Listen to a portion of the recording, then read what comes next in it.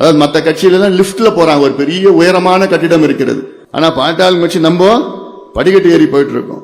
ஆனா லிப்ட்ல போறவங்க திடீர்னு கரண்ட் ஆஃப் ஆயிடும். ஆனா நம்ம காலை நம்ம நம்பி படிக்கட்டுல ஏறினா யாருக்கும் எந்த தடையும் கிடையாது. 45 ஆண்டு காலம் உழைப்பு, நம்முடைய வேலுச்சாமி அவர்கள் சொன்னது போன்ற சாதாரண உழைப்பு கிடையாது. இனி ஐயாவை போன்று யாரும் பிறக்க முடியாது. அவ்வளவு தியாகம், அவ்வளவு உழைப்பு, அவ்வளவு அர்ப்பணிப்போடு இந்த கட்சியை தொடங்கி இந்த கட்சிக்கு கொள்கைகளை வகுத்து இந்த கட்சி சமூக நீதி, சமத்துவம், ஜனநாயகம், சுற்றுச்சூழலை பாதுகாக்க, வேளாண் வளர்ச்சி, நீர் மேலாண்மை, கல்வி, சுகாதாரம் அத்துணை செயல் திட்டங்களும் கொடுத்து தமிழ்நாட்டிலே பாட்டாளி கட்சி ஒரு சிறந்த கட்சி. பாட்டாளி கட்சி தமிழ்நாட்டில் பல சாதனைகளை செய்து கொண்டிருக்கிறது. இந்தியாவிற்கே சாதனைகளை செய்து கொண்டிருக்கின்ற கட்சி இது. இந்த கட்சி அடுத்த கட்டத்துக்கு செல்ல வேண்டும் என்று நம்ம எல்லாருடைய ஆசை, கனவு.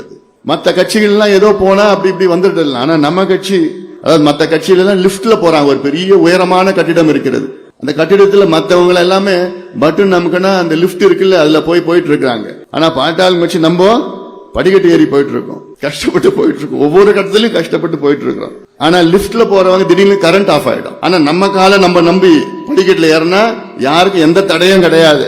கொஞ்சம் சிரமமா இருக்கும், ஆனாலும் நிச்சயமாக அங்க மேலே அங்கே செல்வோம், உறுதியாக நாம செல்வோம். அது மாற்று கருத்து இல்லை. அதுதான் என்னுடைய கனவு, என்னுடைய ஆசை. தமிழ்நாட்டிலே யார் யாரையோ கேட்டுட்டு இருக்கிறோம். இவங்க ஆட்சிக்கு வந்தாலும் அவரிடம் இந்த சமுதாயத்துக்கு இடஒதுக்கீடு கொடுங்க, கணக்கெடுப்பு நடத்துங்கள் என்று மாறி மாறி கேட்டுக்கொண்டிருக்கின்றோம். ஆனால் நாம் ஆள வேண்டும், நாம் ஆட்சிக்கு வர வேண்டும்.